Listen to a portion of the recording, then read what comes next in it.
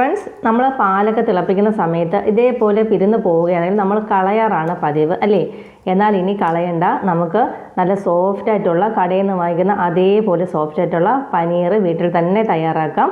ഈ വീഡിയോയിൽ പനീർ ഉപയോഗിച്ച് നമ്മൾ നല്ല ടേസ്റ്റി ആയിട്ടുള്ള കറിയും ഇതിൽ തയ്യാറാക്കുന്നുണ്ട്. അപ്പോൾ നിങ്ങൾ വീഡിയോ സ്കിപ്പ് ചെയ്യാതെ തന്നെ കണ്ടു നോക്കുക. നല്ല സോഫ്റ്റാണ്.